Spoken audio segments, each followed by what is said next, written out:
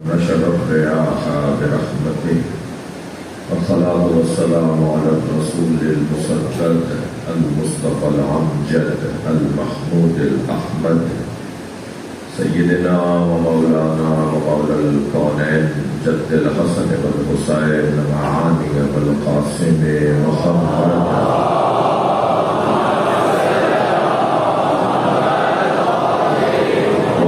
الطيبين الطاهرين المعصومين الذين قال الله إنما يريد الله ليذهب عنكم الرجس أهل البيت ويطهركم تطهيرا.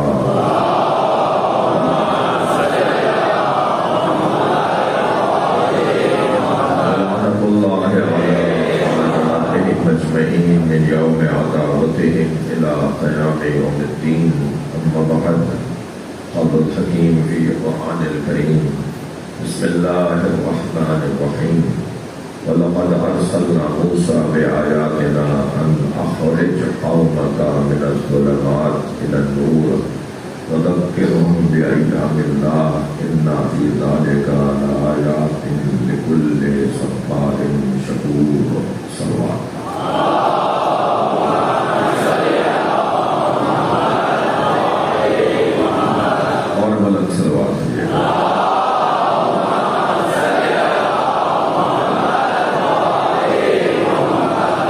سورہ مبارکہ ابراہیم کی آیت نمبر 5، اللہ نے اس کلام میں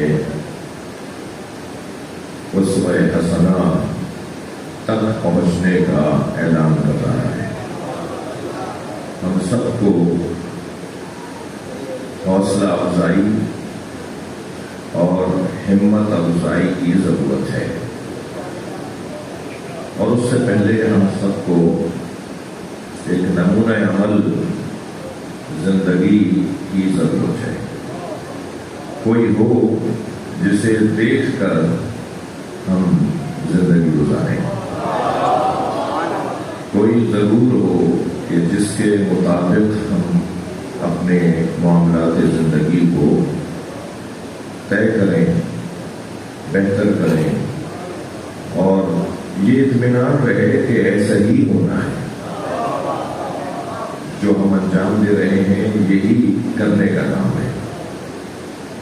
ہم ایک دوسرے کے لیے نمونہ عمل نہیں ہو سکتے، اس لیے کہ ہم کسوٹی نہیں ہیں، پیمانہ نہیں ہے، ہم معیار نہیں ہیں، ہم اس حیثیت کے نہیں ہیں کہ ہمیں کوئی دیکھ کر زندگی گزارے.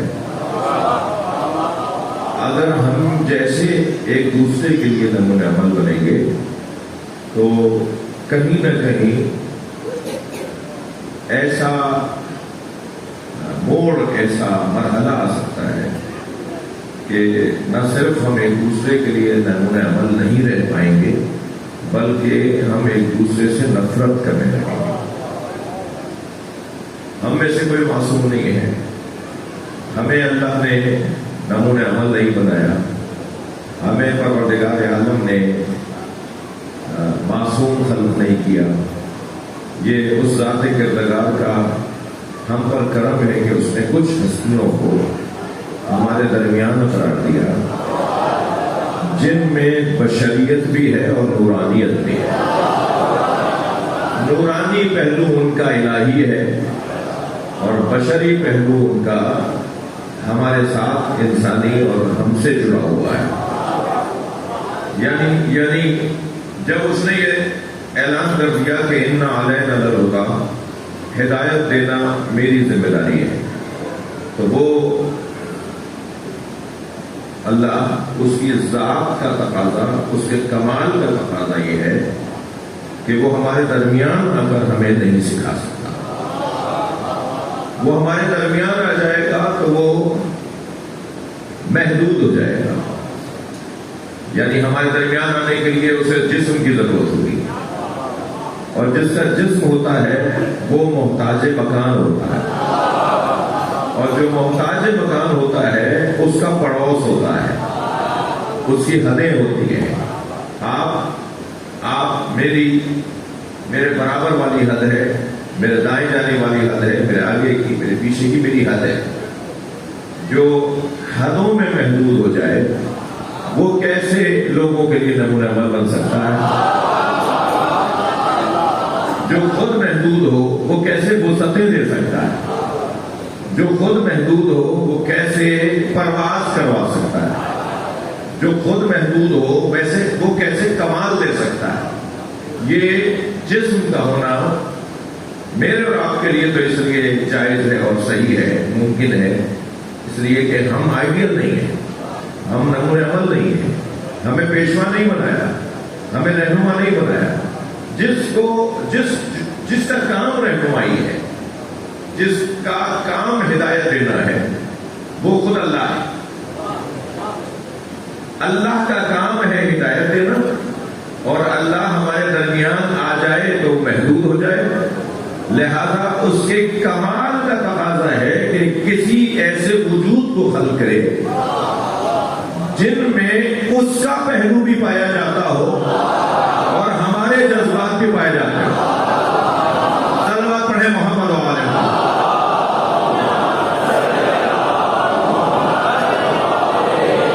اگر ان میں صرف اس کا پہلو پایا جائے تو وہ ہمارے احساسات کو سمجھ نہیں پائیں گے، اور اگر ان میں صرف ہمارے احساسات پائے جائیں تو پھر وہی کیوں ہمارے لیے نمونہ عمل ہے؟ جیسے ہمیں دوسرے کے لیے نہیں ہے ایسے وہ ہمارے لیے کیوں ہوں گے؟ ایک صاحب کہنے لگے اگر وہ ہم جیسے نہیں ہیں تو ہمارے لیے نمونہ عمل کیوں ہے؟ بھائی وہ ہم جیسے نہیں ہیں تبھی تو نمونہ عمل ہے۔ صلوات پڑھنے ذرا محمد و آل محمد۔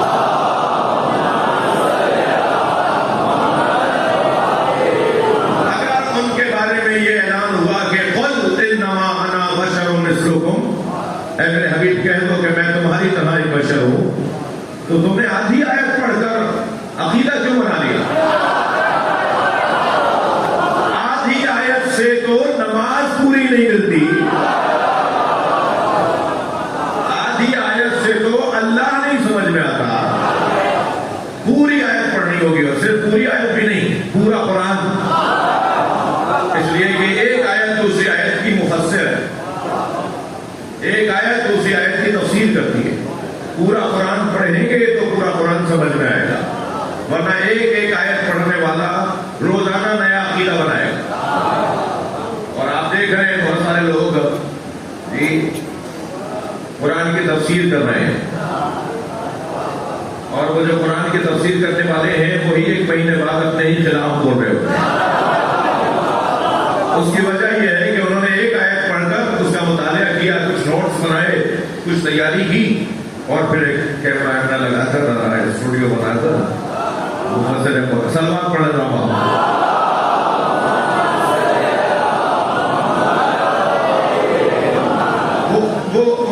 میں تو مجھے ان پہ رحم آ رہا ہوتا ہے۔ طالب علم تو میں بھی ہوں، میں بھی اعزاز ہے ہمارا کہ ہم طالب علم ہیں۔ عالم صرف اہل بیت ہے۔ نحن العلماء، معصوم فرماتے ہیں، نحن العلماء وشیعتنا متعلمون، ہم اہل بیت عالم ہیں، ہمارے شیعہ شاگرد ہیں۔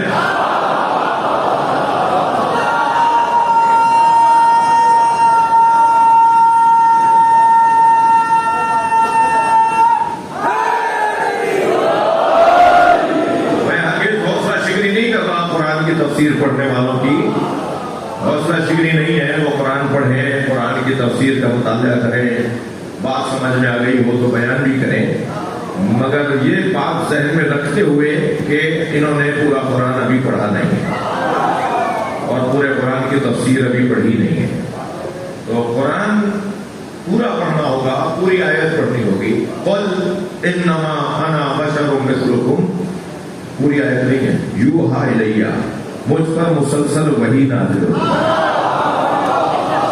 آیت کا یہی والا حصہ، یعنی آیت کا بعد والا حصہ بھی اگر پڑھ لیا ہوتا نا تو وہ الجھن سے نکل جاتے۔ اگر نبی فرما رہے ہیں میں تم جیسا بشر ہوں تو ساتھ میں یہ بھی فرما رہے ہیں مجھ پر مسلسل وحی آتی ہے، تو تم جیسے بشر ہیں تو تم پر مسلسل وحی آتی ہے۔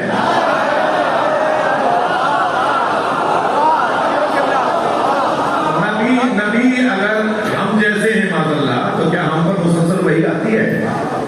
ہم پر تو فرشتہ ایک دفعہ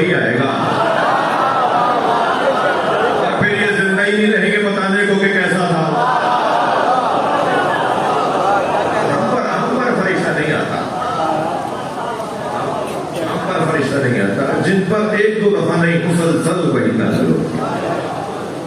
اچھا صرف نبی مکرم فرمانے یو الیہ، مجھ پر مسلسل وحی نازل ہوتی ہے۔ اسی لفظ لہجے کی ایک اور آیت کی ہے وحی سے متعلق لفظ لہجہ، ارشاد ہو رہا ہے وجعلناہم ائمۃ یہدون بامرنا، اور ہم نے انہیں امام بنایا ہے تاکہ وہ ہمارے امر کی ہدایت کریں۔ وَأَوْحَيْنَا إِلَيْهِمْ فِعْلَ الْخَيْرَاتِ، اور ہم نے ان پر نیک کاموں کی وحی کی ہے۔ تو وحی نبی مکرم پر ہوتی ہے، نبی کا ہر کام ہر قول وحی کے مطابق ہے، وحی کے مطابق ہر قول اور ہر فعل ہے۔ تو کیا نبی مکرم کی زبان مبارک سے جاری ہونے والا ہر قول آیت ہے؟ سرکار نے جو کچھ زبان سے فرمایا وہ قرآن ہے، وہ وحی ہے، قرآن نہیں ہے۔ یعنی سرکار کی حدیث بھی وحی اور قرآن بھی وحی۔ یہ تو نبی کا ہم پر احسان ہے کہ بتا دیا یہ قرآن ہے، یہ میرا قول ہے۔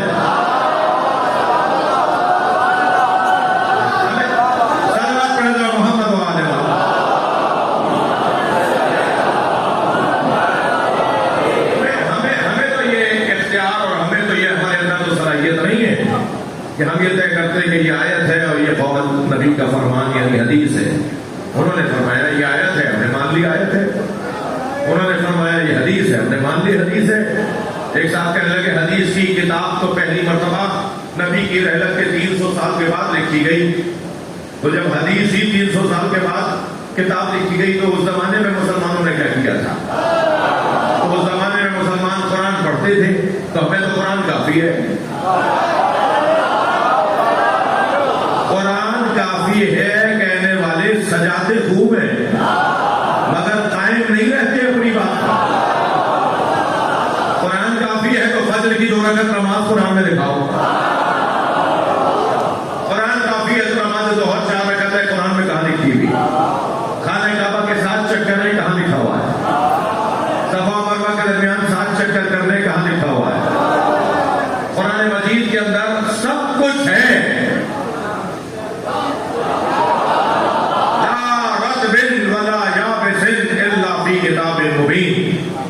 کوئی خشک و تر نہیں ہے جو قرآن میں نہ ہو۔ وہ قرآن میں سب کچھ ہے مگر اس سب کچھ سمجھنے والے کو مصطفیٰ کہتے ہیں۔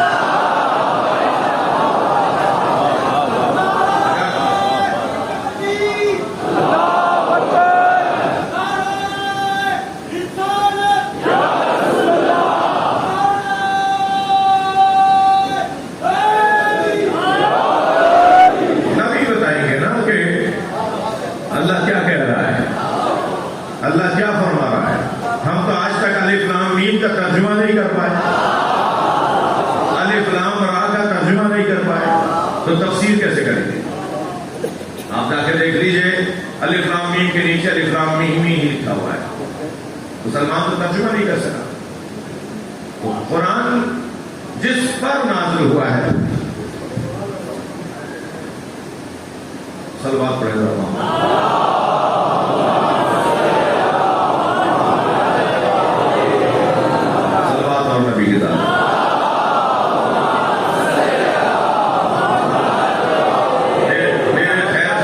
سلامتی کے لیے صلوات ہے۔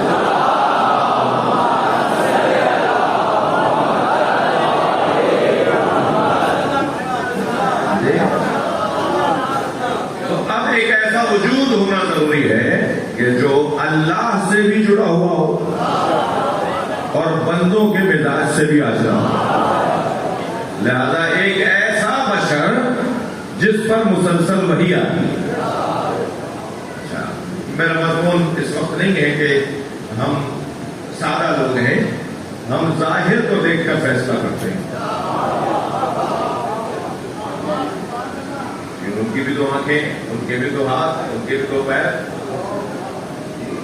ان کی بھی بھویں پلکیں، ان کے بھی سر کے بال، ان کے ناخن مبارک کا تراشنا، ان کے بالوں کا تراشنا، جی ان کے پیروں میں بھی نالین، ان کے دوش پر بھی ابا، ان کے بدن مبارک پر بھی لباس۔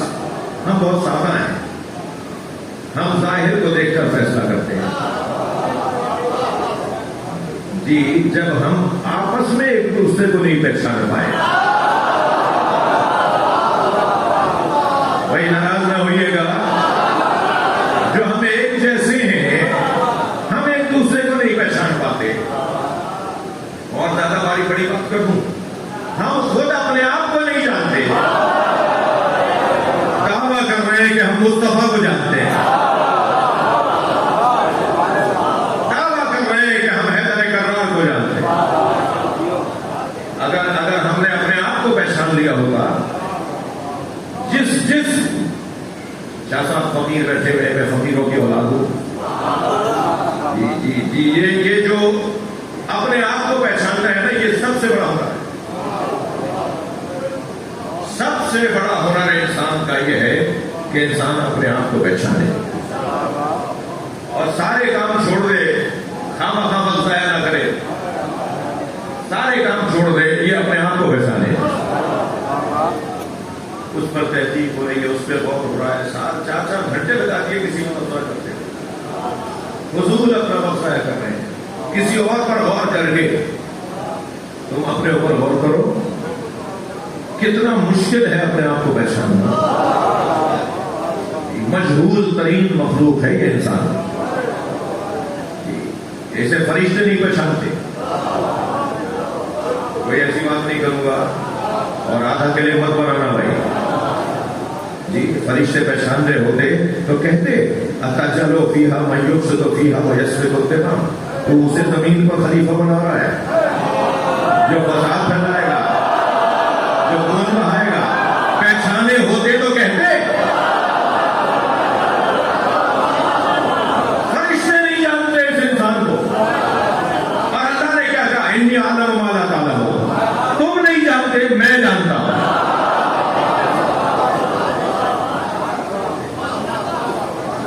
جن نہیں پہچانتے اسے.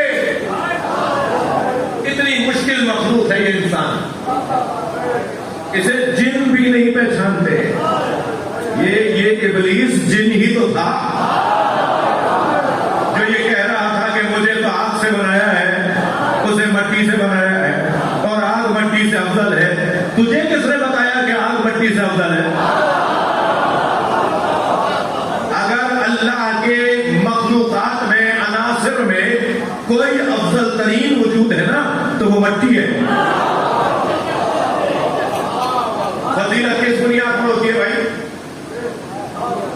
اوپر اڑتی جا رہی ہے، دائیں اور بائیں پھیلتی جا رہی ہے، حرارت و تپش دے رہی ہے. کون سی چیز ہے،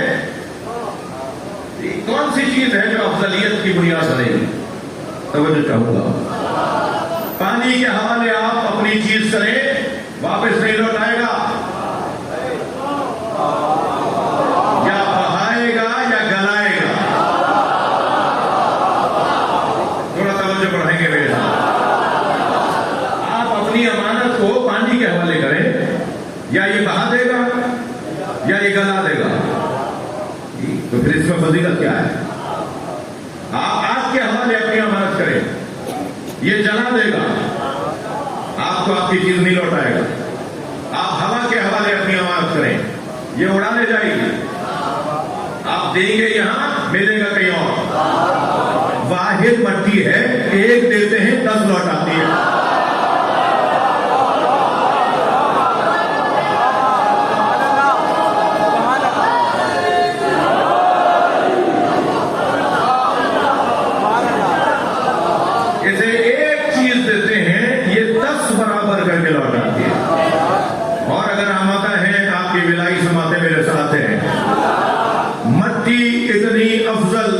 اتنی اعلیٰ ہے کہ اسے آپ ایک دانہ دیں، یہ 10 70 50.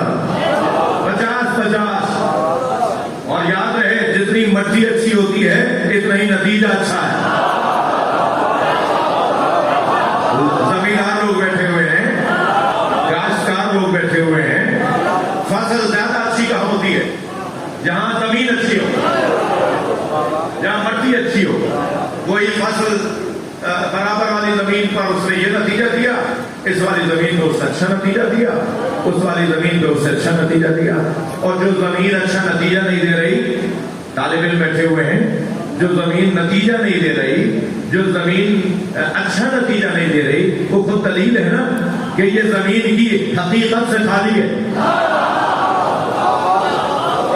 نمک زیادہ ہے، فلاں دھات زیادہ ہے، فلاں کیمیکل زیادہ ہے، مٹی کہاں رہی؟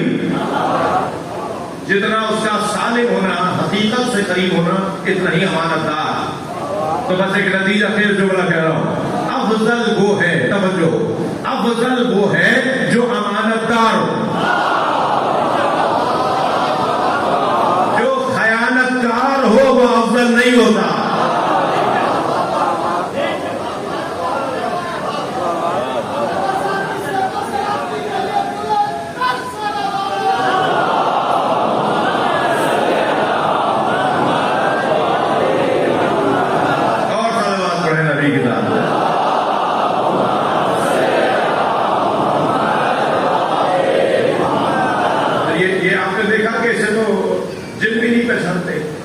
اسے فرشتے بھی نہیں پہچانتے، یہ خود اپنے آپ کو نہیں جانتا، اسے صرف اور صرف اگر کوئی جانتا ہے تو وہی جو اس کا حاجت ہے، اور یہ اپنے آپ کو جان سکتا ہے. یہ جو جذبہ ہے نا کہ یہ اپنے آپ کو جان سکتا ہے، یہ اتنا بڑا جذبہ ہے، یہ اتنا بڑا اعتماد ہے. ورنہ تو ہتھیار پھینک دیں کہ جب ہمیں فرشتے نہیں جانتے، جب ہمیں جن نہیں جانتے، جب ہم ایک دوسرے کو نہیں جانتے، تو ہم اپنے آپ کو کیسے جانیں؟ یہ جو مایوسی والی کیفیت ہے نا، اس سے نکالنے والے کو علی کہتے ہیں. میرے مولا علی مایوسی سے نکالنے والا امام ہے، جو لوگوں کو مایوسی سے نکالے وہ علی. لہذا جب انسان ہتھیار پھینکنے لگتا ہے کہ میں تو مجبور ہوں اس مخلوق کے آگے، تو پھر علی کی آواز آتی ہے، من عرف نفسہ فقط عرف ربہ. جس نے اپنے آپ کو پہچان لیا اس نے رب کو پہچان لیا. علی مولا نے اعتماد دے دیا. خبردار مایوس نہ ہونا، خبردار مایوس نہ ہونا. اپنے اوپر غور کرتے چلے جاؤ تاکہ تمہیں تمہارا رب سمجھ میں آئے، اور جسے جتنا زیادہ رب سمجھ میں آتا ہے وہی تو عبادت گزار ہوتا ہے. مجھ جیسے تو بہت سے لوگوں کی ٹکریں ہیں، اٹھک بیٹھکیں ہیں، خانہ کعبہ کے چکر ہیں. عبادت تو کہلائے گی جب معرفت ہوگی. ہر شخص کی عبادت مختلف ہے. سب میں تو 2000 لوگ کھڑے ہیں، ایک 2 رکعت نماز، ایک نماز جو 2 رکعتی ہے اس میں 2000 نمازی ہیں. ہر نمازی کی نماز علیحدہ ہے. کوئی ایک بھی اگر 2000 میں ایسا ہوا نا جس نے رب کو پہچان لیا، بھائی جماعت سے نماز پڑھنے کا فلسفہ سنیے. اگر 2000 نمازیوں میں ایک نمازی بھی ایسا ہوا جس نے اپنے رب کو پہچان لیا ہے، تو وہ کریم اللہ جب اس کی نماز قبول کرے گا نا تو میری بھی کر لے گا.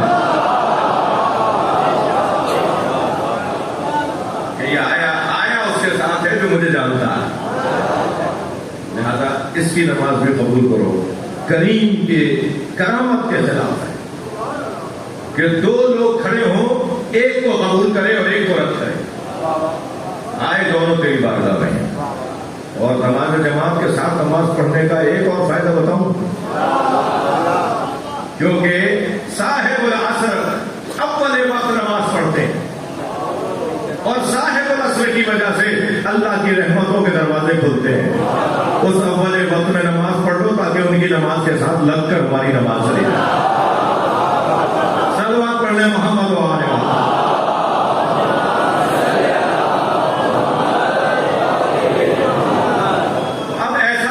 ضروری تھا جو وجود اللہ اور بندوں کے درمیان واسطہ بنے. ہمیں ایک آئیڈیل، مثالی، اسوہ حسنہ ذات کی ضرورت ہے. یہ ہماری ضرورت ہے، یہ ہماری ضرورت ہے. ہم وہاں تک پہنچنے کے لیے اچھا جتنا عقیدہ توسل، وسیلے کا عقیدہ، مضبوط ہے نا قرآن اور حدیث میں، اتنا شاید ہی کوئی عقیدہ ہو، اور مسلمان کہتے ہیں کہ ہمیں اللہ کافی ہو۔ بھائی الیس اللہ بکاف عبدہ، یہ قرآن کیا ہے؟ اے میرے بندے، کیا تیرے لیے اللہ کافی نہیں ہے؟ یہ قرآن ہے، ہمیں بھی پتا ہے قرآن میں آیت ہے، مگر یہ عجیب مزاج کا ہوتا ہے، جب اس سے ذمہ داریاں پوچھی جائیں تو کہتے ہیں ہم کہاں اور وہ کہاں، اور ایک مرتبہ بھاگنے کی بات ہے۔ اور جب بات آئے اللہ سے ڈائریکٹ بات کرنے کی اور فضیلتوں کی، اور جب بات آئے عظمت مصطفیٰ کی، اور جب بات آئے تعظیم مرتضیٰ کی، تو کہہ رہے ہیں کہ ہمیں اللہ کافی ہے۔ اللہ کافی ہے تو پھر ایسی ہی عبادت کر کے دکھاؤ کہ تیر نکال لیا جائے اور پتہ بھی نہ چلے۔ نہیں، میرا مجمع تھک رہا ہے۔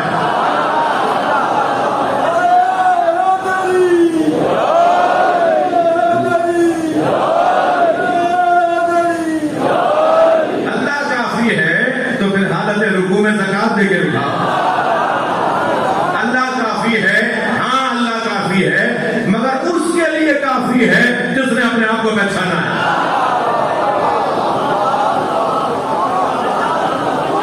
میں ہرگز اللہ سے، یہ مجلس ہے، ممبر ہے، یہ کربلا والوں کے ذکر کے نام پہ جمع ہے، یا ہم امام حسین کے صدقے میں جمع ہے، یہ مولا حسین نے ہمیں کھینچ کر یہاں بلایا ہے۔ یہاں ہرگز ایسی کوئی بات نہیں ہوگی۔ میں جو کہہ رہا ہوں اللہ کرے میرا مجمع وہی سمجھے گا۔ پہلے اپنا اتنا اونچا معیار تو کرو، پہلے اپنے آپ کو اتنا بلند تو کرو کہ پھر اللہ تمہیں کہے یا ایتھا النفس المطمئنہ، اے صاحب نفس مطمئنہ۔ یہ ناانصافی، یہ بے عدالتی نہیں ہے کہ تم نے کچھ بھی نہیں کیا اور حسین نے سب کچھ کیا اور دونوں برابر۔ یہ اللہ کے نظام میں کیا کہہ رہے ہو اللہ کے بارے میں، کیا سوچ رہے ہو اللہ کے بارے میں؟ یعنی تم بھی ویسے ہی اور صاحب نفس مطمئنہ بھی ویسے ہی، کیسے ممکن ہے؟ بھائی جو ہم سب ایک جیسے ہیں نا، ہم نبی رسول معصوم امام تو نہیں ہے نا، جو ہم جیسے ایک جیسے ہیں وہ ایک جیسے نہیں ہیں، تو پھر وہ ہم جیسے کیسے ہیں کہ جنہیں اللہ نے بنایا ہماری ہدایت کے لیے۔ میری طویل ہوتی جا رہی ہے، اس کا مجھے خوف ہو رہا ہے۔ کچھ ہستیوں کا، ایسی ہستیوں کا ہونا ضروری ہے کہ جن میں نور الہی کا جلوہ بھی ہو اور جن میں بشری ظہور بھی ہو، ورنہ اسی مجمع کے اندر کیا سب کی احمدوں کے نمبر ایک جیسے ہیں؟ بھائی میں ان بچوں کی خاطر بہت سادہ سے مثالیں دے رہا ہوں، مجسم کر رہا ہوں اپنی بات کو۔ یہ ہم سب کی احمدوں کے نمبر ایک جیسے ہیں؟ نہیں ہے نا، نہیں ہے نا۔ ہم سب بڑا پتھر اٹھا سکتے ہیں، کسی سے اٹھے گا، کسی سے نہیں اٹھے گا۔ ایک اور صلوات پڑھ لینا بھی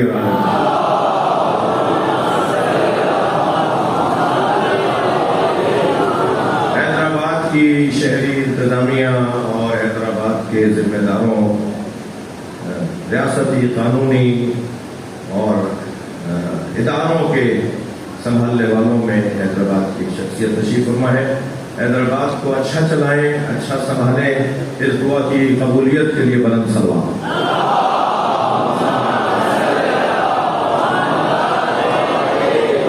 میں تھوڑی سی توجہ اور بڑھائیں گے۔ میں آپ سے سوال کر رہا تھا کہ ہم سب کی احمد کا نمبر ایک جیسا ہے؟ ہم سب ایک جیسا نہیں دیکھتے نا، ہم سب ایک جیسا نظر اٹھا سکتے ہیں، ہم سب ایک رفتار سے دوڑ سکتے ہیں۔ اس کا مطلب یہ ہوا کہ صلاحیتیں مختلف ہیں۔ توجہ، ہم سب کی صلاحیتیں مختلف ہیں۔ اچھا یہ بھی کوئی ضروری نہیں ہے کہ کوئی 6 فٹ کا ہو اور 120 kg کا ہو تو وہ بڑا پتھر اٹھا لے گا، اور جو نہیں و ناتوان اور منحنی نظر آ رہا ہو اس سے بڑا پتھر نہیں اٹھے گا۔ یہ وزنی کام کرنے کے لیے بدن کا مضبوط ہونا ضروری بھی ہے، مگر صرف یہ ضروری نہیں ہے، سب سے زیادہ جو چیز ضروری ہے وہ اعصاب کا مضبوط ہونا ضروری ہے۔ جنگیں تلوار کی دھار سے نہیں جیتی جاتی، جنگیں بازوؤں کے زور سے نہیں جیتی جاتی، جنگیں اسلحوں کے فراوانی سے نہیں جیتی جاتی، جنگیں اعصاب کی مضبوطی سے جیتی جاتی۔ ممکن ہے کوئی آپ کو منحنی سے نظر آئے اور وہ میدان میں ایسا ڈٹ کے رہے کہ جاتا ہوا لشکر بھی واپس آ جائے، اور ممکن ہے کوئی 6 فٹ کا ہو اور بار بار بھاگتا ہو۔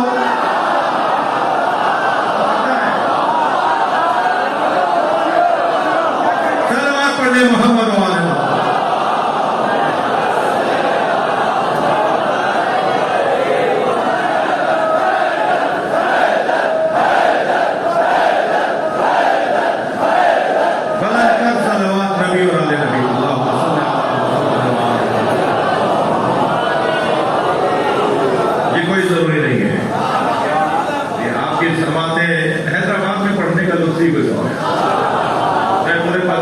پوری دنیا میں الحمدللہ ابھی پچھلے دنوں میں نے اپنے دوستوں سے کہا لسٹ بناؤ کہ دنیا کہاں کہاں دیکھ لی ہے، تو 40 سے زیادہ ممالک دیکھ چکا ہوں، مگر حیدرآباد ہے۔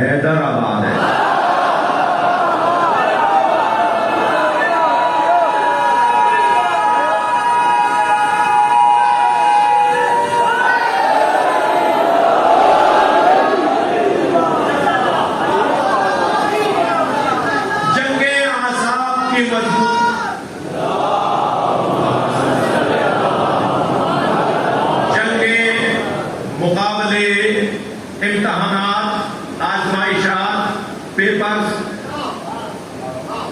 مصاحبے، انٹرویوز، یہ اعصاب کی مضبوطی سے سر کیے جاتے ہیں۔ معلومات، علم ہونا بنیادی ضرورت ہے، مگر علم بہت ہو مگر اعصاب کمزور ہو تو یہ ساری چیزیں بھول جائے گا۔ پیپر کا میدان میں اترے گا تو سامنے والے پہ تلوار چلانے کے بجائے اپنے آپ کو مار لے گا۔ یہ اعصاب کے کمزور لوگ، تو اصل چیز جو ہے نا وہ اعصاب کی مضبوطی ہے، اور اعصاب کی میرا محترم مجمع، میں آپ کو ہدیوں پر ہدیے دے رہا ہوں اور آپ بھی لے رہے ہیں، اور اعصاب کی مضبوطی کو ہی دلوا سکتا ہے جو خود اعصاب کا مضبوط ہو۔ میرے مولا علی سے پوچھا گیا، یا علی جب آپ میدان میں اترتے ہیں تو آپ کو جب دشمن سامنے آتا نظر آتا ہے تو کیسا لگتا ہے؟ میرے مولا نے فرمایا مجھے اس پہ رحم آتا ہے، اس لیے کہ وہ مجھے دیکھ کر گھبراتا ہے، اور جو گھبرائے علی اس پہ ہاتھ نہیں اٹھاتا۔ ہاں بڑی بڑے واقعات ہیں۔ کسی میدان میں کسی نے کہہ دیا تھا کسی سے، اپنے ہی دوست سے، کہ علی میدان میں آ رہے ہیں تم چلے جاؤ نا، تو کہنے لگا کون سی دشمنی مجھ سے نبھا رہے ہو؟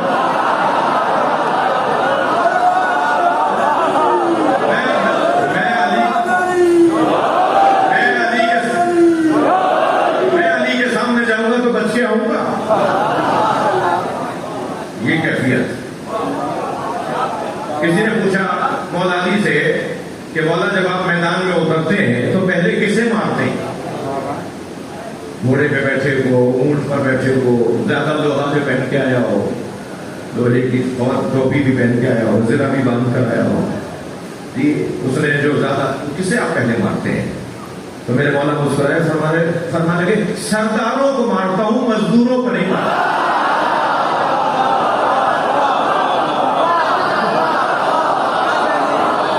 میں جب سرداروں کو مار دیتا ہوں تو ان کے بنائے ہوئے خود چلے جاتے ہیں، کرتا ہوں پورا خطبہ مولانا، اور یہ میں اس لیے کرتا ہوں تاکہ خون کم سے کم بہے۔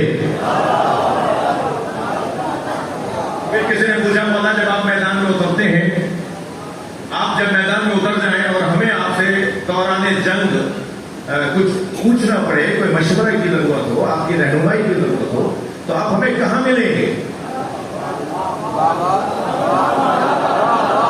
तो फरमाया मैं जहां अपनी सवारी से उतरता हूं वहीं खड़ा रहता हूं, ना मैं किसी के पीछे भागता हूं, ना किसी में जरूरत है कि मुझ तक आए।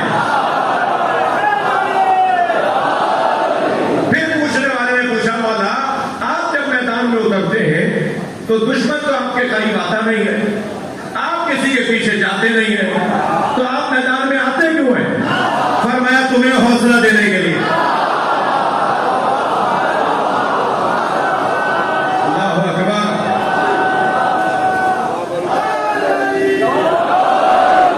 भाई सुन्नी शिया मौलाइयों का मजमा है, आपके समाते मेरे साथ है। मैं एक और जुमला मौला का हदिया कर रहा हूं। मौला को सबसे अच्छी जंग वो जंग लगी थी जिस जंग में अली ने तन्हा लड़ाई की, जंगे उहद।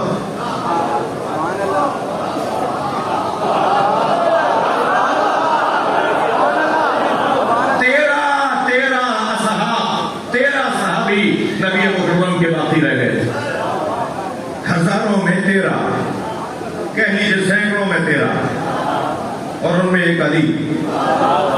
और जब अली बर्क की मानिंद बिला तशबीह, बर्क की मानिंद कभी मैं माने में कभी मैं समय में, पूरे मैदान में अली अली हो रहा था, तो जिब्रील अमीन नाज़िल हुए और सरकार के बराबर में बैठ के कहा, या रसूल अल्लाह देख रहे हैं आपका अली कैसे लड़ रहा है? तो नबी ने बेसाख्ता फरमाया, कैफा ला इन्नहु मिन्नी व अना मिन्हु, कैसे ना लड़े, वो मुझसे है मैं उससे हूं।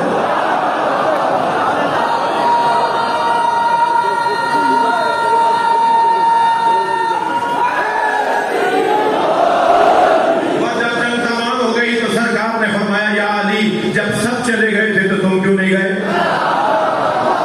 नबी को भी पता था कि क्यों नहीं गए।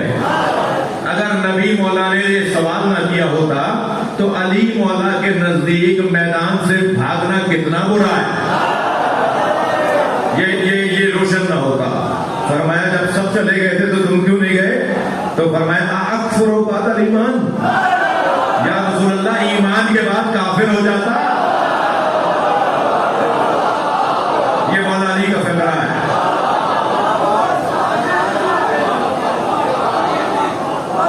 जंग बद्र मुसलमानों की सबसे पहली जंग, यानी मुसलमानों का सबसे पहला मुकाबला काफिरों के साथ, जंग बद्र। बज़ाहिर कोई खास तजर्बा भी नहीं, जंग के लिए तो पैदा ही नहीं हुए।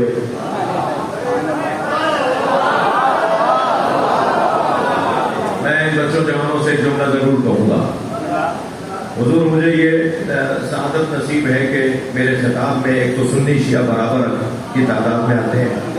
मैं अभी नहीं चाह रहा हाथ उठवाना आपसे, मैं कोई खिलाफ थोड़ी हो रही है, मगर मुझे पता है, मैं जानता हूँ एक बड़ी तादाद है सुन्नत की हर जगह पूरी दुनिया में, और अल्हम्दुलिल्लाह हमारे जाने से बात जगह तो गुर्बतें बढ़ती हैं, दोस्तियां बढ़ जाती हैं।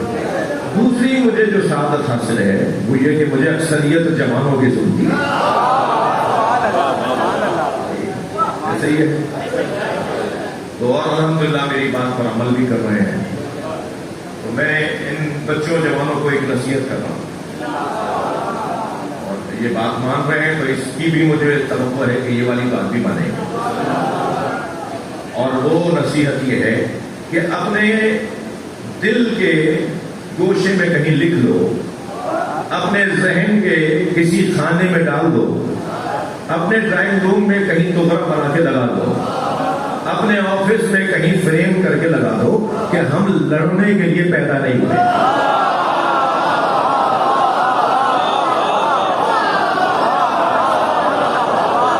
भाई सलावत पढ़े मोहम्मद वाला।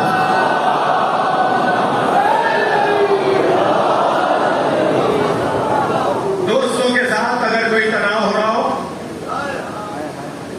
घर वालों में अगर अजीजों में कोई तनाव हो रहा हो, अगर मुसाफिरत के दरमियान मुसाफिरों के साथ कोई तनाव हो रहा हो, तो अपने आप को समझाओ हम लड़ने के लिए पैदा नहीं। वो कुर्सी मांग रहे हैं ना कि ये अच्छी कुर्सी मुझे दे दो,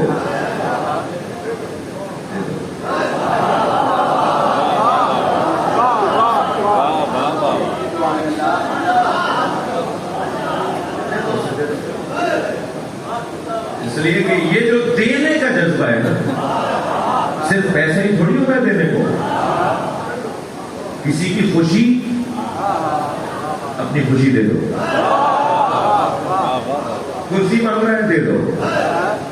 آگے سے کھڑا ہونا چاہتا ہے آگے کھڑے کرو. کہہ رہا ہے میری بات پہلے سنو، پہلے تم بتاؤ. ہر چیز یہ سوچ کر انجام دو کہ ہم لڑنے کے لیے پیدا نہیں، ہم جھگڑے کے لیے پیدا نہیں ہوئے. ایک ایک اور جملہ بھی ہدیہ لے لو. اگر کبھی ظالم اور مظلوم ہونے میں تمہیں اختیار ہو کہ ظالم بنو یا مظلوم، تو مظلوم بننے کو ترجیح دینا، ظالم بننا پسند نہ کرنا. ہونے تو جاتی ہے ہمارے. میں ہرگز مسیحیت کا عقیدہ آپ کو نہیں سکھا رہا کہ ان کے ہاں ایک عقیدہ ہے کہ اگر کوئی تماچا مارے تو دوسرا گال بھی آگے کرو، چلو یہاں بھی مان لو. یہ وہ عقیدہ نہیں ہے جو میں کہہ رہا ہوں. یہ وہ عقیدہ ہے جس کا عنوان سیرت امام حسن ہے.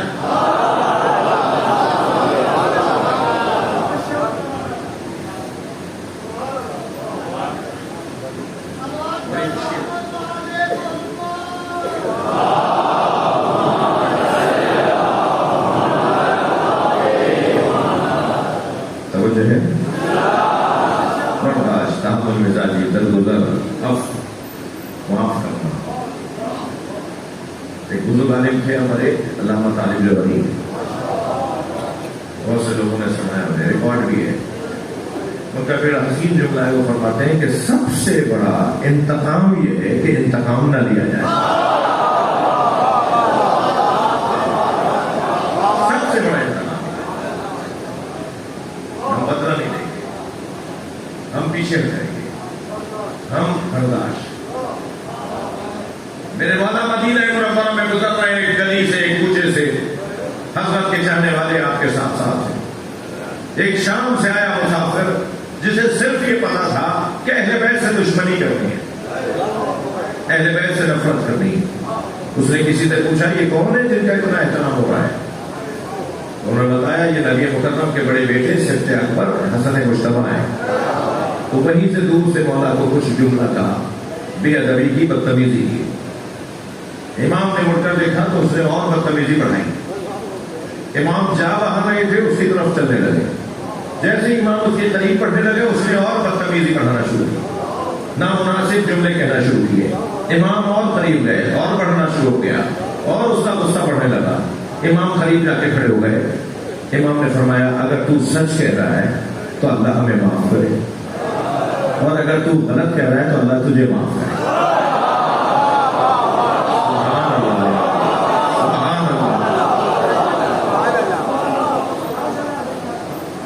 پیروں پر گر گیا، معافیا مانگنے لگا. حضرت کے ساتھ تو حضرت کے چاہنے والے تھے نا، مدینہ تھا، مولا کا شہر تھا. ہم تو کیا کہتے ہیں، اس نے ہمیں کہہ دیا. ایک اور کڑوا جملہ لیں گے اسے آپ. ایک جملہ ہمارے ہاں اشرافیہ کی طرف سے آیا اور اب ہمارے ملک میں ہر شخص اس جملے کے مضرات کا شکار ہے. اگر کوئی پولیس مین روک کر کہے ذرا شناختی کارڈ چیک کراؤ، اگر کوئی اسکاؤٹ کہے ذرا باڈی چیک کرواؤ، باڈی سرچ کرواؤ، اگر کوئی روکے کہ بھائی یہ کہاں جا رہے ہو، یہ کیا کر رہے ہو، یہ تو آواز کیا آتی ہے، تم ہمیں نہیں جانتے. میں آپ جوانوں سے توقع کر رہا ہوں یہ والا جملہ اپنی لغت سے نکال دو، اپنے ذہن سے نکال دو. کیا کہتا ہے وہ، تم ہمیں نہیں جانتے میں کون ہوں، تم مجھے نہیں جانتے میں کون ہوں. اب وہ پھر اپنا شجرہ بتانا شروع کرتا ہے، پھر اپنی فضیلتوں کے کارڈ سنانا شروع کرتا ہے. میرے دادا یہ تھے، میرے ابا یہ، میں فلاں کا بھائی ہوں، میرا بھائی. میں وہ عہدے نہیں لے رہا بھائی، مجھے بتاتے ہیں نا کہ ہم کون ہیں. اگر کبھی کوئی آپ سے کہے نا، پہلے تو آپ نہیں بولیں گے یہ جملہ آئندہ، بھائی انشاءاللہ تو بول دو، انشاءاللہ تو بولتے نا. آئندہ یہ جملہ اپنی زبان پہ نہیں لائیں گے کہ تم مجھے نہیں جانتے لوگوں، یہ ہم نہیں بولیں گے۔ ابھی تو میں بتا رہا تھا آپ کو، ہم نہیں جانتے اپنے آپ کو۔ اگر آپ سے کوئی کہے کہ تم مجھے نہیں جانتے میں کون ہوں، تو آپ فوراً کہو آپ خود اپنے آپ کو نہیں جانتے آپ کون ہیں۔ تم اپنے آپ کو نہیں جانتے بھائی، اگر تم اپنے آپ کو جانتے ہوتے تو یہ تکبر بھرا جملہ نہ ہو، یہ غرور بھرا جملہ، یہ انانیت کا جملہ۔ تھوڑا سا دھیمے سے کہوں گا، کسی کو برا لگے تو کان میں روئی ڈال دیں۔ یہ جو ہمارے زمینداروں کے بچے ہیں نا، یہ جو ہمارے افسروں کے بچے ہیں، ان کے ہاں یہ بیکٹیریا زیادہ ہے۔ ابا کی کمائی، ابا کا گریڈ، ابا کی آفیسری، ابا کی مہنگی گاڑی، اور بچہ کہتا ہے تم مجھے نہیں جانتے میں کون ہوں؟ بیدرم سلطان دور تو کی ہنس، تمہارے ابا سلطان تھے، تم کیا ہو؟ محنت کرو، محنت کرو، مشقت کرو، جی اچھے امتحانات پاس کرو، اور پھر جب یہ سوچتے ہی آگے بڑھو گے کہ میں کچھ بھی نہیں ہوں۔ میں کیا کروں کہ آج ایسا مضمون لے بیٹھا، آپ سے گزارش کر رہا ہوں کہ کبھی فقیروں کے ساتھ بھی بیٹھا۔ ہم زمیندار فقیر ہیں، اللہ کا کرم ہے کہ کوشش کر رہا ہوں کہ فقیر ہو جاؤں۔ ہمارے دادا پردادا، میرے والد، ہم پیسے والے فقیر مانگنے والے کو نہیں کہتے۔ یہ جو ہمارے چوکوں پہ مانگ رہے ہوتے ہیں نا، یہ فقیر نہیں ہے، ذلیل ہے۔ فقیر تو اپنے مولا پہ توکل مانگتا ہے، فقیر اپنے مالک پر بھروسہ مانگتا ہے۔ فقیر دینے والے کو کہتے ہیں، مانگنے والے کو کہتے ہیں۔ الفقر، نبی فرما رہے ہیں، سرکار کا قول سنا رہا ہوں آپ کو، اور فرماتے ہیں الفقر فخری، فخر مجھ مصطفیٰ کا فخر ہے۔ مجھ مصطفیٰ کا سب سے بڑا فخر یہ ہے کہ میں فقیر ہوں۔ فقیر کسے کہتے ہیں؟ فقیر اسے کہتے ہیں کہ جو اپنی شخصیت کا قائل نہ ہو، جو تکبر نہ کرتا ہو۔ سب سے زیادہ برا جو اللہ کو لگتا ہے نا، وہ ہے تکبر۔ الکبر ردائی، حدیث قدسی میں فرماتا ہے تکبر میرے کپڑے ہیں۔ جو تکبر اپناتا ہے وہ میرے کپڑوں میں ہاتھ ڈالتا ہے۔ معاف کیجیے گا، میری اور آپ کی قمیص پکڑ کے کھینچے، ہمیں برا لگتا ہے نا۔ یہ صرف میں نے مثال دی ہے۔ ہمارا تکبر میرے کپڑے ہیں، میرے کپڑوں کا ہاتھ نہ رکھو، ہمارا کام ہی نہیں ہے، ہم اپنے آپ کو فقیر سمجھیں۔ میں سیون میں ایسا حضرت لال شہباز صلی رحمۃ اللہ علیہ کے مزار پر حاجن شاہ صاحب تھے نا، ان کے پاس بیٹھا تھا، ایسا ہی ہے، سن رہے ہیں آپ؟ معروف و مقبول، ان کی کافی میں بیٹھا ہوا، ایک بہت مہنگی گاڑی آ کے رکی، جو میں نے اپنے آنکھوں سے دیکھا ہے نا، وہ بتا رہا ہوں۔ ایک مہنگی گاڑی آ کے رکی، اور بڑے سوٹ بوٹ میں، بڑا اچھے مہنگے کپڑے، شلوار قمیض، تکڑے اکڑے کپڑے۔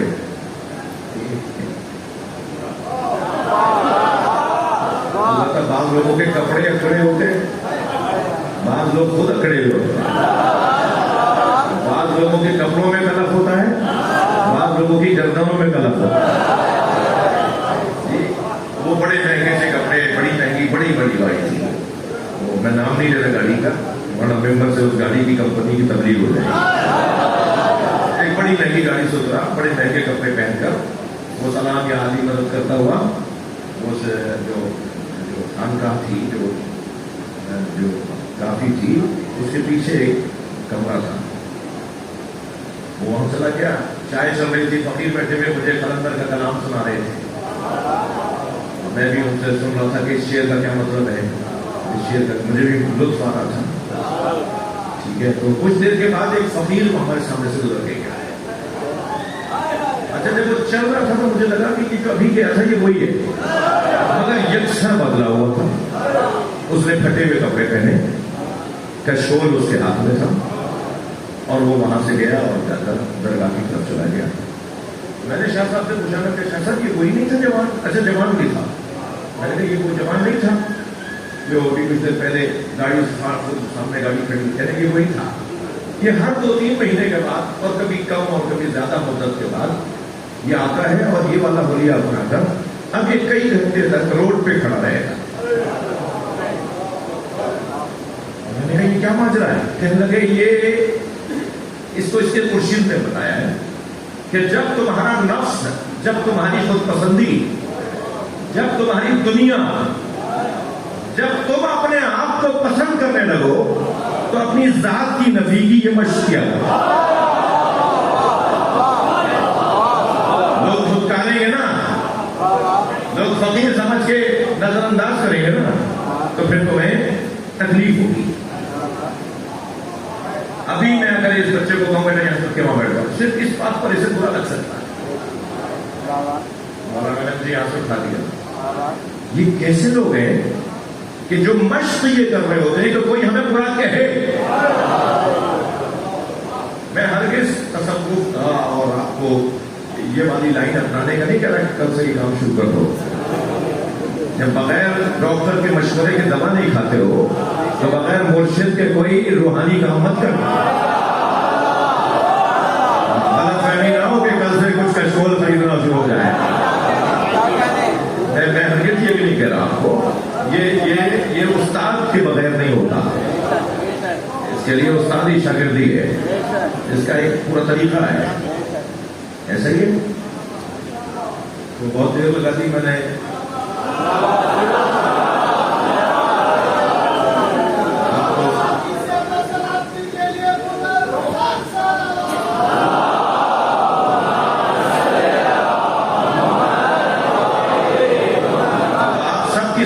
کے لیے نبی اور آل نبی بھی درود عطیہ کریں.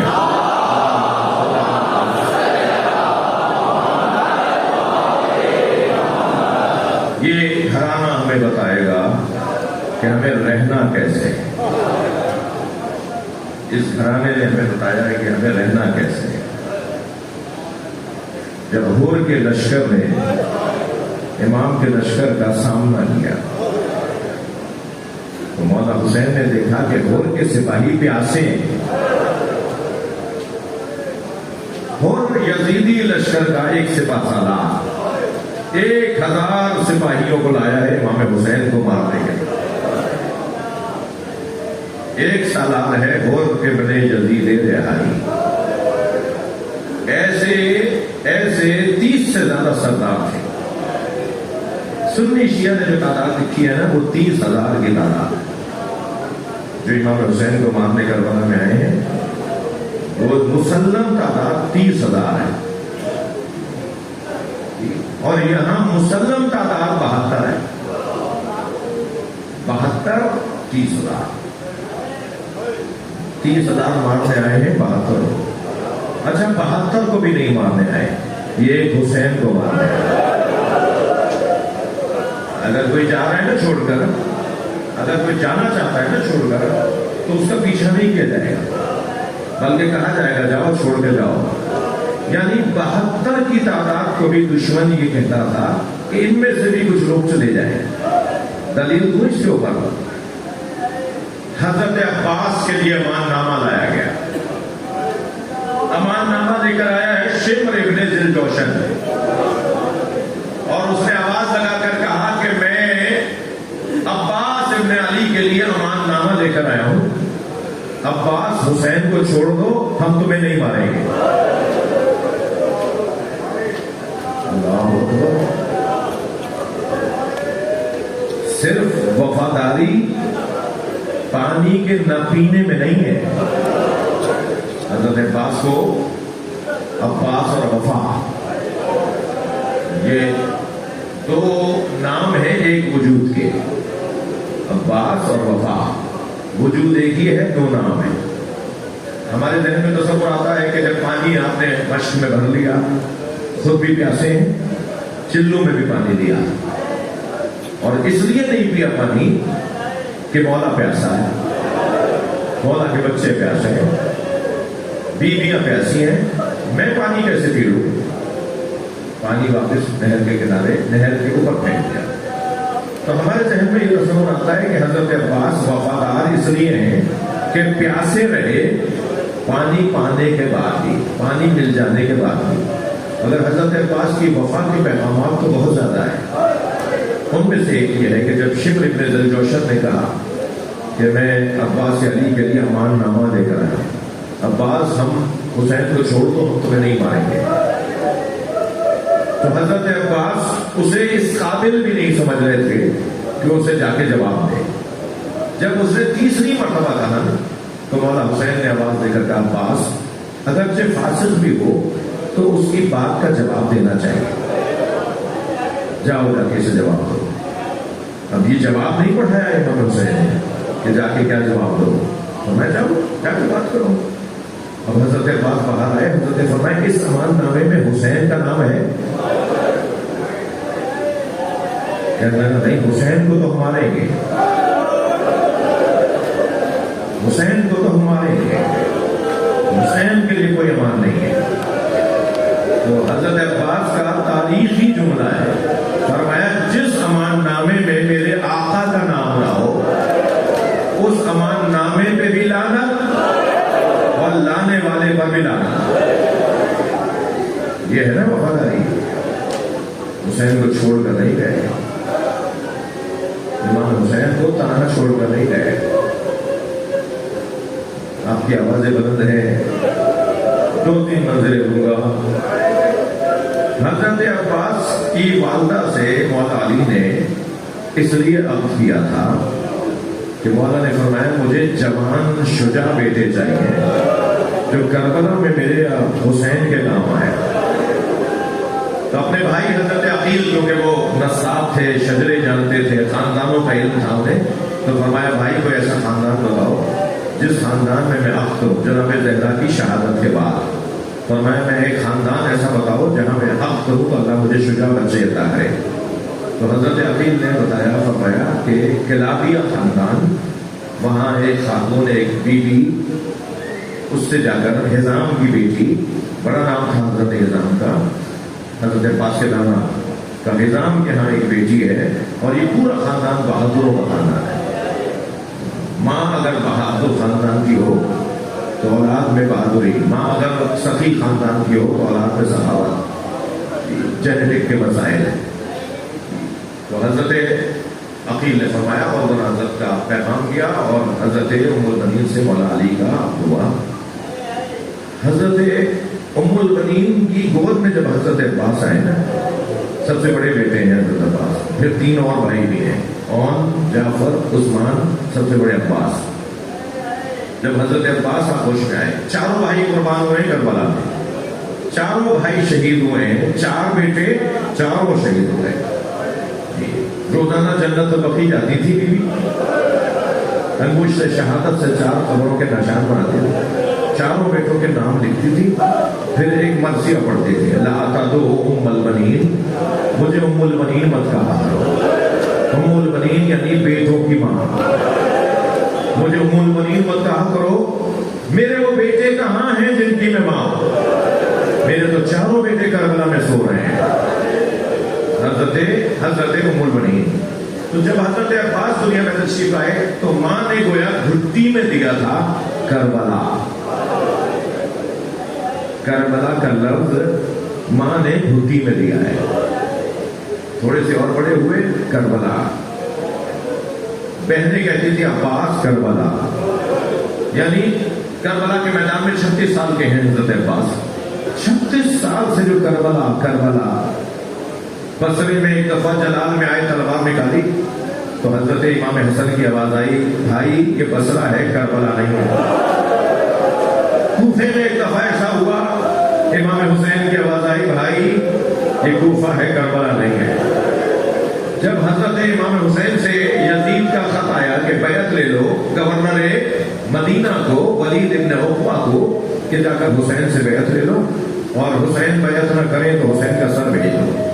تو جب اس نے بیعت مانگی نا تو پیغام آیا تو حضرت دربار میں رات کے وقت میں گئے. فوراً پیغام تھا فوراً حسین کو بلاؤ.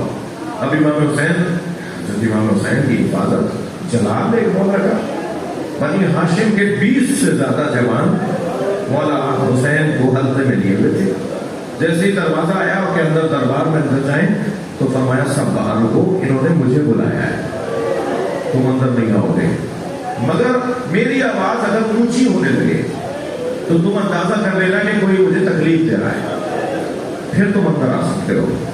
اور جب ولید نے کہا کہ یہ خط میں امام نے پڑھا, اس میں بیعت کا سوال تھا, امام نے اسے لپیٹ کر اس کی طرف واپس دیا اور فرمایا کہ کل روشنی نکلنے دو, سورج نکلنے دو, رات ہے, سارے مدینے کو بلاؤ, پورے مدینے کو بلاؤ, اہل مدینہ کو بلاؤ, سب کے سامنے مجھے خط اور سب کے سامنے مجھ سے بیعت مانگو. یہ کہہ کر امام لوٹے تو ولید نے مروان سے کہا کہ روک لو حسین کو, اگر آج چلے گئے تو پھر ہاتھ نہیں آئیں گے, بیعت لکھواؤ یا حسین کا سر کاٹو. تو امام جلال میں مڑے, امام حسین کو کہہ رہا ہے, امام جلال میں مڑے اور فرمایا اتقتلنی انت ام هو ابن زرقا, ہے بد کرداروں کی اولادو, تو مجھے مارے گا یا تو مارے گا.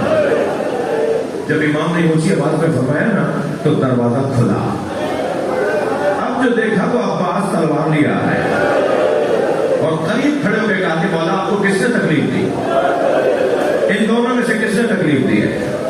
تو امام نے دستہ شمشیر پر ہاتھ رکھ کے فرمایا عباس یہ مدینہ ہے, یہ کربلا نہیں ہے. اجرکم اللہ, اجرکم اللہ. اللہ آپ کو کسی کام میں نہ رلائے سوائے اہل بیت کے رونے رلانے والوں کا قرار دے. میں آپ سے سوال کروں, جو 36 سال سے مولا عباس کا ایک لقب ہے باب الحوائج, اللہ کو اگر عباس کا واسطہ دے کر بولے اور مولا سے کہیں کہ وہ اللہ کی بات جو ہمیں میری حاجت پہنچائے, تو اللہ جس کے نام پر سنتا ہے اس کا کام جوش میں آتا ہے. ان میں ایک نام حضرت عباس کا ہے. میں سوال کروں کیوں؟ اس لیے کہ جس نے 36 سال کربلا کربلا کربلا کا انتظار کیا, کربلا میں امام حسین نے فرمایا تلوار مجھے دو, تمہیں جنگ نہیں کر رہی, جاؤ بچوں کے لیے پانی لے کر آ جاؤ. اپنے احساسات اور جذبات کو ختم کر دیا اپنے مولا کی خوشی کی خاطر, رضایت کی خاطر. جاؤ جا کے بچوں کے لیے پانی لے آؤ. جی پھر جب جا رہے بچوں کے لیے پانی لینے اور اکیلا پانی لینے جا رہا ہے, سب تمہارے نہ چھوڑے, آخر میں گئے نا, چند ہی لوگ رہ گئے تھے, اور جب پانی لے کر آ رہے ہیں تو ایک حضرت عباس, ہاتھ میں علم بھی ہو, ہاتھ میں کاندھے پر بشیرہ بھی ہو, گھوڑے کو تیز دوڑا بھی رہے ہو, ایسے میں بازو کاٹ دیا جائے.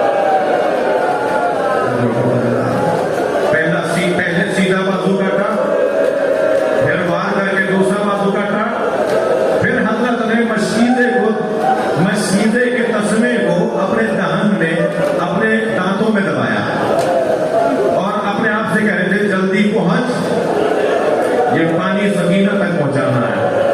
تو ایک سنسناتا ہوا تیر آیا جو مشیدے میں جا کے لگا, پانی کے ساتھ آس بہنے لگی.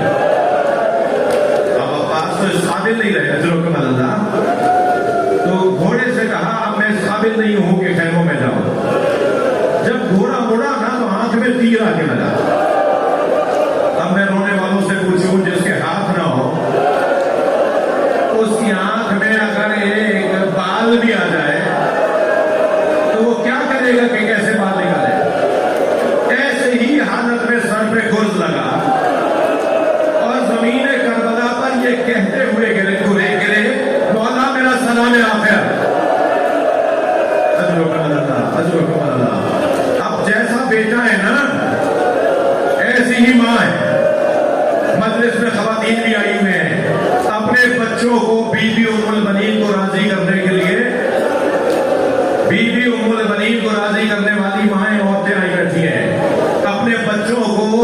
اپنے نظریے پر وفادار بنائیں تاکہ جناب المنین راضی ہو جائے۔ بشیر ابن مسعود نے جملے، بشیر ابن جزلم جب قافلہ واپس مدینے آیا نا، امام حسین کا لٹا ہوا قافلہ، تو امام سجاد نے فرمایا بشیر جا کے مدینے میں خبر دو کہ حسین کا قافلہ کربلا میں لٹ کر واپس آیا۔ تو بشیر محلے محلے جا رہے تھے، آوازیں دیتے جا رہے تھے، مدینے والوں، مدینے کا وادی کربلا میں لٹ گیا، مدینے کا وادی کربلا میں لٹ گیا، حسین کو کربلا میں لوٹ لیا۔ یہ کہتے ہوئے جب محلہ بنی ہاشم سے گزرے، یعنی جہاں سادات کا محلہ، بنی ہاشم کا محلہ، امام حسین کا جہاں گھر ہے، تو جیسے ہی بشیر نے آواز لگائی نا کہ حسین کو کربلا میں، حسین کا قافلہ کربلا میں لٹ گیا، تو بشیر کہتے ہیں اچانک ایک دروازہ کھلا اور میں نے کیا دیکھا، طویل القامت بی بی، دراز قد ایک بی بی جس کا جلال ایسا تھا کہ اس کے گھر سے باہر نکلتے ہوئے مجھ پہ روب آ رہا تھا۔ اس نے ہاتھ میں عصا لیا ہوا تھا اور کاندھے پر ایک بچہ بٹھایا ہوا، اور آگے بڑھتے ہوئے کہنے لگی کس حسین کی بات کر رہے ہو؟ تو میں نے کہا بی بی میں حسین ابن علی کی بات کر رہا ہوں، کیا مجھے بتاؤ حسین کے ساتھ کیا ہوا؟ تو میں نے کہا پہلے مجھے آپ بتائیں کہ آپ کون ہیں؟ میں بشیر کہتا ہے، میں نے کہا میں کس سے بات کر رہا ہوں، مجھے آپ اپنا تعارف فرمائیں کہ آپ کون ہیں؟ تو وہ بی بی بولی میں ام البنین۔ تو بشیر نے کہا بی بی ام البنین نے سلام کیا، جھک کر ادب کیا، تو بی بی پھر میں آپ کے عباس کا حال بتاؤں؟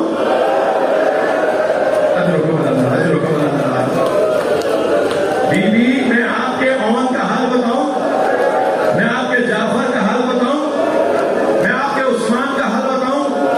تو انہوں نے کہا نہیں مجھے حسین کا حال بتاؤ۔ تو میں نے کہا حسین کو کربلا میں بھوکا پیاسا مار دیا۔ تو انہوں نے زمین پر ایک پیر مارا اور پیر مار کے کہا عباس کہاں تھا؟ تو بشیر نے کہا بی بی عباس کے ہوتے ہوئے